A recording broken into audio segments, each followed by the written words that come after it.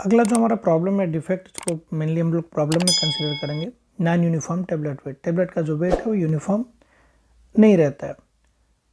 तो जो हमारा टेबलेट का वेट है वो मेनली कई कारणों से जो है वो अफेक्ट करता है। जैसे कि सबसे पहला क्या है कि प्रोडक्ट का वेरिएशन। अब प्रोडक्ट का वेरिएशन क्यों होता है? प्रोडक्ट का वेरिएशन इसलिए होता है क्योंकि हमारा जो पाउडर की डेंसिटी है और जो पार्टिकल साइज का डिस्ट्रीब्यूशन है वो उसमें कंसिस्टेंसी नहीं रहती, वो इनकंसिस्टेंट हो जाता है। इस वजह से हमारा प्रोडक्ट वेरिएशन होता है। अब डेंसिटी क्या है? अब हमारा क्या है, ड्यूरिंग टेबलेटिंग के टाइम पे हमारा क्या होता है, डेंसिटी चेंज हो सकती है। क्योंकि क्या होता है, हमारा जो ग्रेन्यूल्स होता है वो हॉपर से फीडर में ट्रांसफ़र होगा, फीडिंग सिस्टम में, ठीक है। ओवर फिलिंग अप डाई होगी, डाई होने के बाद जो ओवर मटेरियल होगा वो स्क्रैपर उसको रिमूव करेगा, फिर वो रिसर्कुलेशन बैंड के थ्रू फीडर में जाएगा। तो इसमें क्या होता है कि उस पर ओवर वर्क होता है। तो इस रीजन से क्या होता है, वो डेंसिटी पे इम्पैक्ट करता है। अगला क्या है कि पार्टिकल साइज डिस्ट्रीब्यूशन। अब पार्टिकल साइज डिस्ट्रीब्यूशन कैसे चेंज होता है? अब इसमें हम क्या करेंगे, अब हम कंप्रेशन करने जाएंगे तो हम मटेरियल को ट्रांसफ़र करेंगे, या फिर हमारे पास अगर मेजरमेंट फ्लोर है, ठीक है, तो उसमें केस में हम लोग क्या करेंगे, ऊपर से विन लगाएंगे, फिर वही चूट रहता है, वहाँ से पाउडर आएगा, फिर मशीन के हॉपर में ट्रांसफ़र होगा। अगर स्टैटिक चार्ज की वजह से वो अनब्लेंडेड कंडीशन में चला गया, मतलब सेग्रीगेट हो गया, अनब्लेंडेड हो गया, तो उस केस में हमारा पार्टिकल साइज डिस्ट्रीब्यूशन चेंज हो जाएगा।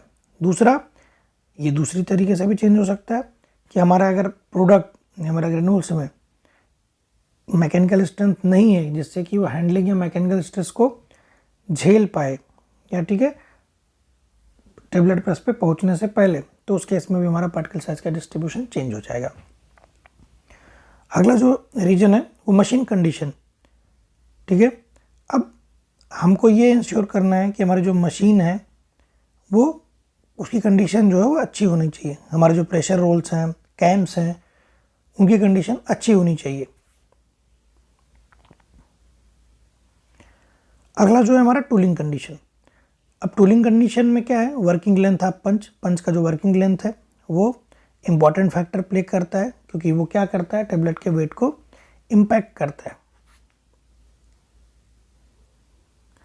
अब हम लोग नॉन यूनिफॉर्म टेबलेट वेट के काजेज और रेमेडीज़ की बात करेंगे। तो सबसे पहला अगर हम लोग बात करें तो जो मेन रीज़न है कि हमारा जो फाइन्स है वो ज़्यादा है, जिसकी वजह से हमारा टेबलेट का वेट नॉन यूनिफॉर्म रहता है।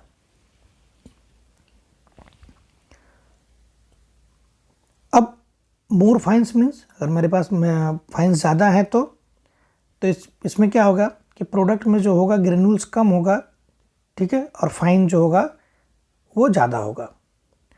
अब जो अगर फाइन ज़्यादा होगा तो क्या करेगा, वो पुअर फ्लो, प्रोडक्ट का जो फ्लो होगा, ठीक है, वो पुअर होगा, प्रोडक्ट का फ्लो इम्प्रॉपर होगा फ्रॉम हॉपर टू फीडर। अगर फाइन ज़्यादा है इसका मतलब ग्रेन्यूल्स कम है, फाइन ज़्यादा है, फाइन ज़्यादा रहेगा तो वो हमारा ग्रेन्यूल्स है उसकी फ्लो प्रॉपर्टी को इम्पैक्ट करेगा। एक्चुअली वो रिजल्ट देगा कि पुअर फ्लो हमारा हॉपर से फीडर में बराबर नहीं होगा। अब अगर फाइन ज़्यादा है तो इस केस में क्या होगा, वो रैट होलिंग का जो इम्पैक्ट है वो क्रिएट करेगा। इस केस में क्या होगा, रैट होल में जो हमारा पाउडर होगा वो वाल पे अधेर हो जाएगा हॉपर की, और होल में मिडिल में जो है वो होल जैसा एक स्ट्रक्चर फॉर्म हो जाएगा, जिसको कि हम लोग रैट होल कहते हैं। जिसकी वजह से क्या होगा, हमारा डाई जो है वो प्रॉपरली फिल नहीं होगा और हमारा वेट वेरिएशन का प्रॉब्लम आएगा। अब इसकी रेमेडीज़ क्या है? इसकी रेमेडीज़ क्या है कि हमारा जो ग्रेन्यूल्स है उसमें एक प्रॉपर रेशियो 70-30 या 60-40 का फाइन्स और ग्रेन्यूल्स का रेशियो होना चाहिए, जिससे कि हमारा फ्लो प्रॉपर्टी हमारी इम्प्रूव हो और हमारा वेट वेरिएशन का इशू मिनिमाइज या सॉल्व हो जाए। दूसरा रीज़न क्या है, हमारे जो ग्रेन्यूल्स है उसमें मॉइस्चर जो कंटेंट है वो ज़्यादा है। अगर मॉइस्चर कंटेंट ज़्यादा होगा तो ये क्या करेगा, रैट होल क्रिएट करेगा, जो कि हमारा वेट वेरिएशन की प्रॉब्लम को और बढ़ाएगा, जिसकी वजह से हमारा वेट वेरिएशन आएगा। तो इस केस में हम लोग क्या करते हैं, ग्रेन्यूल्स का अगर मॉइस्चर ज़्यादा है तो उसको हम लोग एक प्रॉपर ड्राइंग करते हैं ग्रेन्यूल्स का, वो वैलिडेशन बचे जाए उसके टाइम पे वो ऑप्टिमाइज हो जाता है कि हमको ड्राइंग LOD इतनी रखनी है। अगला क्या है, अब हमारा जो ग्रेनुल्स का साइज़ है ना वो भी वेट वेरिएशन पे इम्पैक्ट डालता है। अगर मेरा ग्रेनुल्स का साइज़, ठीक है, अगर हमारा जो टेबलेट का जो साइज़ है ना, टेबलेट का जो साइज़ वो छोटा है, हमारा जो टेबलेट का जो स्मॉल साइज़ है, टेबलेट हमारी छोटी साइज़ की है, लेकिन अगर उस केस में हम ग्रेनुल्स बड़ा साइज़ का ग्रेनुल्स यूज़ करेंगे तो इस केस में क्या होगा, हमारा जो डाई फिलिंग है ना वो इम्प्रॉपर होगा, जो कि हमारा वेट वेरिएशन का प्रॉब्लम क्रिएट करेगा। अगर हमारी टेबलेट की साइज़ बड़ी है, बड़ी साइज़ की टेबलेट है और उस केस में हम लोग छोटा साइज़ का ग्रेनुल्स यूज़ कर रहे हैं, इस केस में भी ये वेट वेरिएशन की प्रॉब्लम को क्रिएट करेगा। तो इसका मतलब ग्रेनुल्स की साइज़ का भी मेजर इम्पैक्ट है। छोटी टेबलेट में अगर हम लोग बड़ा ग्रेनुल साइज़ यूज़ करेंगे तो हमारे फ्लो प्रॉपर्टी को इम्पैक्ट करेगा, वेट वेरिएशन क्रिएट करेगा। अगर हमारी टेबलेट की साइज़ बड़ी है उस केस में हम लोग छोटा ग्रेनुल्स यूज़ कर रहे हैं तो उस केस में भी वो हमारा वेट वेरिएशन की प्रॉब्लम को क्रिएट करेगा। तो इस केस में हमारा जो ग्रेनुल्स का साइज़ है, ठीक है, वो हम लोग टेबलेट के साइज़ के हिसाब से प्रॉपरली एडजस्ट करते हैं, जिससे कि हमारा डाई फिलिंग प्रॉपर हो सके। अगला क्या है, हॉपर एडजस्टमेंट। अब हॉपर क्या है, हॉपर की जो पोजीशन होती है ना वो भी वेट वेरिएशन पे इम्पैक्ट करती है। अब जैसे अपना कंडेंसर मशीन है जिसमें, ठीक है, जहाँ पे पाउडर जो है डायरेक्ट फ्लो होके हॉपर से फीडर में आता है ड्यू टू ग्रेविटी, मतलब उसमें हम बात करेंगे ग्रेविटी फीडर, जिन मशीन में ग्रेविटी फीडर होता है उस केस में पाउडर जो है हॉपर से डायरेक्ट फीडर में आता है। अगर मेरा हॉपर का बेस लो होगा, नीचे होगा, तो इस केस में क्या होगा, हमारा जो फीडिंग होगी वो बराबर नहीं होगी, पुअर फीडिंग होगी, ठीक है। तो हमको हॉपर इस तरीके से एडजस्ट करना है कि हमारा जो फीडिंग हो वो कांस्टेंट हो और हमारी बराबर डाई फिलिंग हो, जिसकी वजह से हमको वेट वेरिएशन का इम्पैक्ट नहीं आए। अगला क्या है, फीडिंग रेट। अब जो हमारी एडवांस कंप्रेशन मशीन है, ठीक है, उसमें हमारा क्या होता है, हॉपर से हमारा फीडिंग सिस्टम में पाउडर आता है, फीडिंग सिस्टम से फिर हमारा जो है जो हमारे फीडिंग पेडल्स होते हैं वो जो है पाउडर को फीडिंग सिस्टम से ट्रांसफ़र करते हैं डाई टेबल पे, ठीक है, जो कि रिस्पॉन्सिबल होते हैं ओवर फिलिंग ऑफ डाई। तो इस तो जो हमारी मॉडर्न मशीन है उसमें फोर्स फीडर रहता है, ठीक है, तो जिसकी वजह से हमारा हमको यूनिफॉर्म फ्लो या फिर यूनिफॉर्म सप्लाई ग्रेनुल्स की मिलती रहती है। अगर इस केस में क्या होगा, जो हमारा RPM है फोर्स फीडरिंग सिस्टम की वो बहुत कम है और मशीन की स्पीड ज़्यादा है, तो उस केस में क्या होगा कि हमारा जो है जो फीडिंग होगा वो प्रॉपर नहीं होगा, जिसकी वजह से हमको वेट वेरिएशन की प्रॉब्लम मिलेगी या वेट वेरिएशन की प्रॉब्लम आएगी। तो जो हमारा फीडिंग रेट है वो भी इम्पॉर्टेंट है। अगर मशीन का स्पीड बहुत ज़्यादा है और हमारा फीडर का जो RPM वो कम है, तो उस केस में क्या होगा, वो सप्लाई नहीं दे पाएगा, फीड नहीं दे पाएगा और हमारा जो डाई है वो बराबर फिल नहीं होगा, तो हमको वेट वेरिएशन का प्रॉब्लम ऑब्जर्व होगा। तो इसमें हम लोग मशीन का स्पीड और फीडर का स्पीड हम लोग सिंक्रोनाइज करते हैं इस लेवल पे कि वो पर्टिकुलर उस रेशियो में, अगर टर्रेट मेरा इतने पे चल रहा है तो मेरा फीडर इतने RPM पे चलना चाहिए, जिससे कि वो कांस्टेंट फीडिंग दे पाए। और आजकल जो BMRs होते हैं उसमें मेंशन ही रहता है आपको टर्रेट का स्पीड इतने से इतना रखना है और फीडर का स्पीड आपको इतने से इतना रखना है, वो ऑलरेडी फिक्स रहता है। अब अगर हम लोग बात करेंगे जो रीजन है नॉन यूनिफॉर्म टेबलेट वेट का, तो ग्रेनुल्स का जो साइज़ है ना वो उसमें डिफरेंस है और जो पार्टिकल साइज डिस्ट्रीब्यूशन है, ठीक है, उसकी वजह से भी हमारा जो होता है वो non uniform tablet weight observe होता है। तो इस केस में हम लोग क्या कर सकते हैं, जो हमारा ग्रेनुल्स का जो साइज़ है ना उसको हमको यूनिफॉर्म रखना है और जो पार्टिकल साइज है उसको भी हमको यूनिफॉर्म रखना है। अगला जो रीजन है poor flow property of granules. अगर हमारा ग्रेनुल्स का जो फ्लो है वो पुअर है, मतलब अच्छा फ्लो नहीं है, तो भी हमारा वेट वेरिएशन का प्रॉब्लम क्रिएट करेगा। तो इस केस में हम लोग क्या कर सकते हैं, हम फ्लो प्रॉपर्टी को हमको बढ़ाना है कैसे बढ़ा सकते हैं? ग्लाइडेंट को यूज़ करके। एक सुटेबल जो ग्लाइडेंट होता है जो कि फ्लो प्रॉपर्टी को बढ़ाता है, इंटर पार्टिकुलर फ्रिक्शन को कम करता है, उसकी हेल्प से हमको फ्लो प्रॉपर्टी को बढ़ाना है। अब अगला जो रीज़न है इरेटिक पंच फ्लाइट, जो हमारा पंच का मूवमेंट या फ्लाइट है वो बराबर नहीं है। तो इस केस में हमको क्या करना है?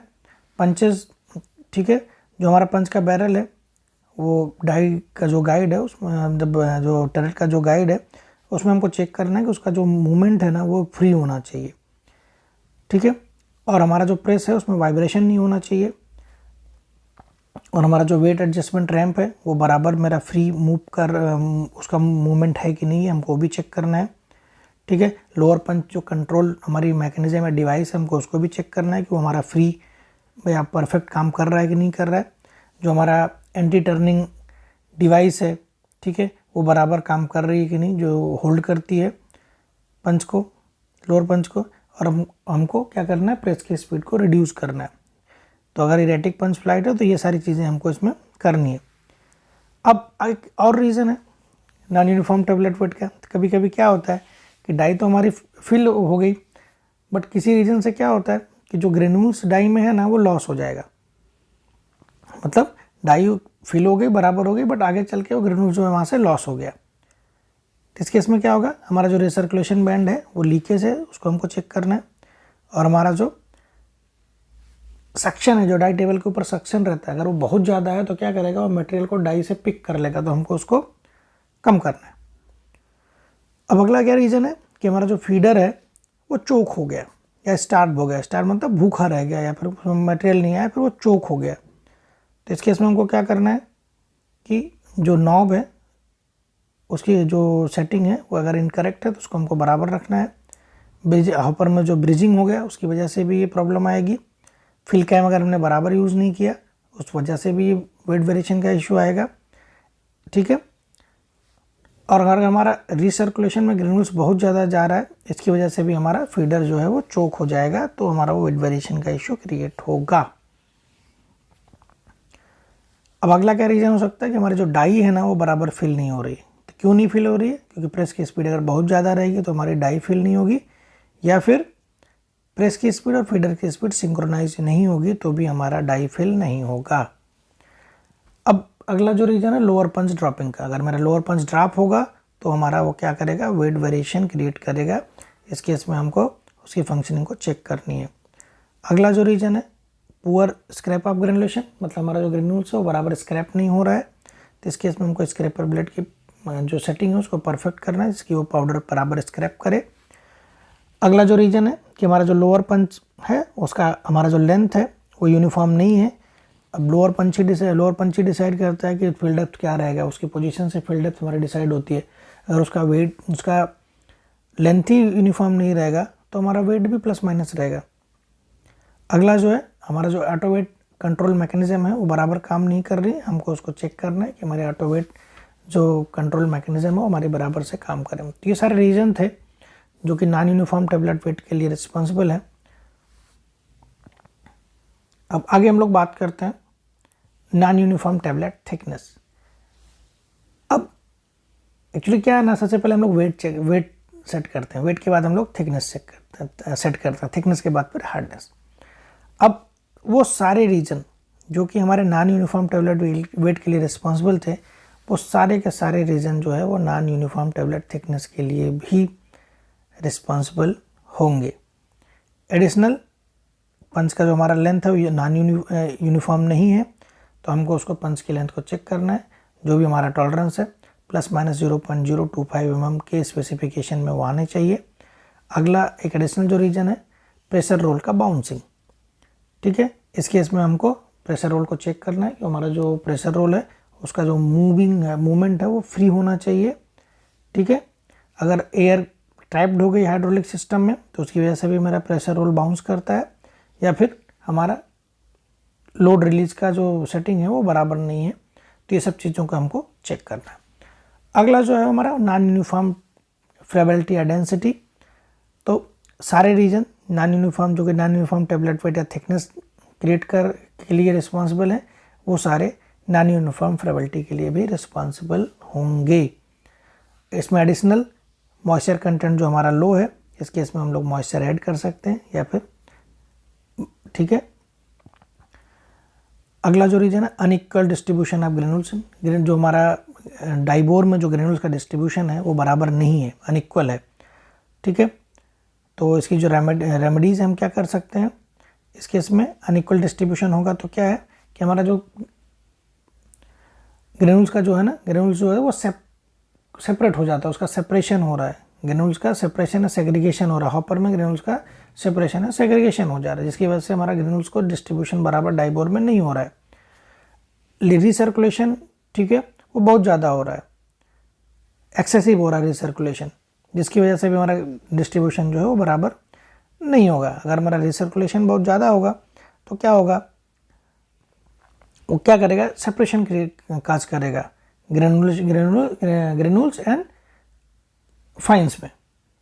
अगला जो रीजन है पार्टिकल सेग्रीगेशन इन हॉपर, तो इस केस में हमको क्या करना है, हमको वाइब्रेशन वेरिएशन, जो पार्टिकल साइज का हमारा वेरिएशन है उसको रिड्यूस करना है, मशीन का वाइब्रेशन को रिड्यूस करना है और मशीन की स्पीड को रिड्यूस करनी है, तो ये प्रॉब्लम हमारी सॉल्व हो जाएगी।